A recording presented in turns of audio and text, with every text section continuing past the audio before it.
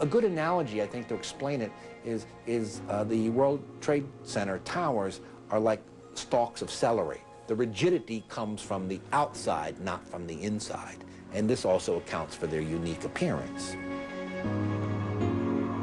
The building was designed to have a fully loaded 707 crash into it. That was the largest plane at the time.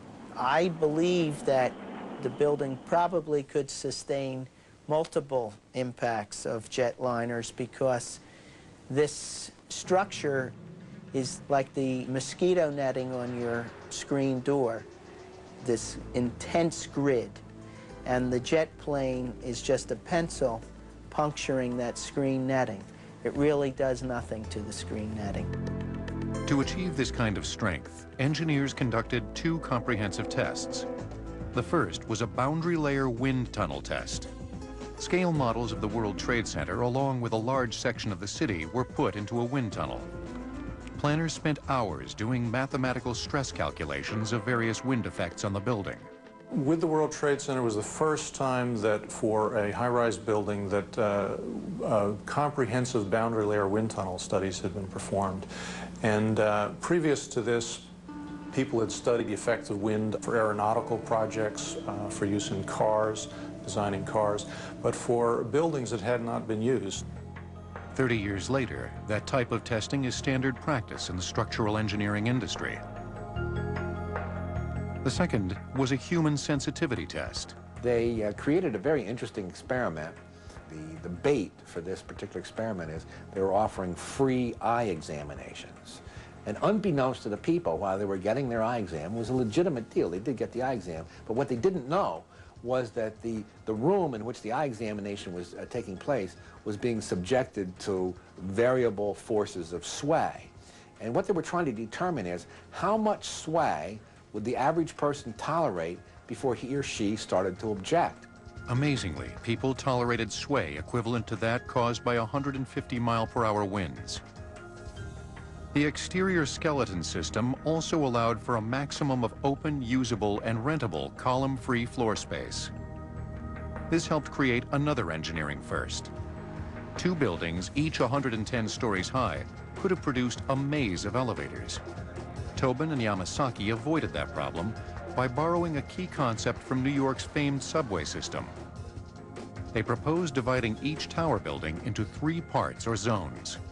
Each zone would have its own lobby, and people would be able to transfer from express to local in the 2nd and 3rd zones. Initially, the idea was almost shot down.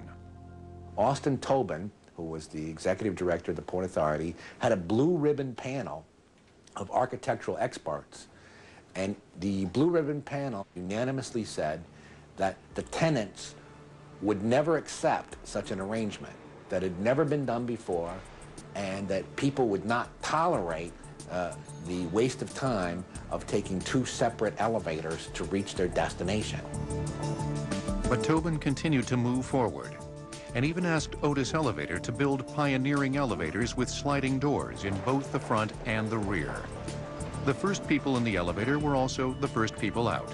As it turns out, people readily accepted it because the truth was that this system, even though it involved 2 rides, the express ride and the local ride, actually saved time and resulted in a shorter wait. We're essentially 3 buildings stacked one on top of another. A unique concept now used in numerous other super high-rise buildings around the world, whether it be Shanghai or Malaysia, but very innovative at its time. During the building of the World Trade Center, each problem faced by engineers and contractors resulted in a revolutionary solution. This building is not just a machine, it's an intelligent machine or a smart machine. And one of the things that, again, the Port Authority was way out ahead of everybody else in really marshaling the best, not just structural engineering minds, but also the best electrical and electronic engineering minds. All of these pioneering ideas created a complex that was structurally sound and incredibly efficient. Its strength and its very existence would be most severely tested not by high winds or a jet airplane, but by an unforeseen and appalling act. On February 26, 1993, a horrific act of international terrorism struck the United States. In an attempt to bring down the Twin Towers, Islamic terrorists called the Fifth Liberation Army planted a bomb equivalent to 2,200 pounds of TNT in the parking garage of the second-floor basement of Tower 1 at the World Trade Center. At 12:18 p.m., a huge explosion left 6 people dead and more than 1,000 injured.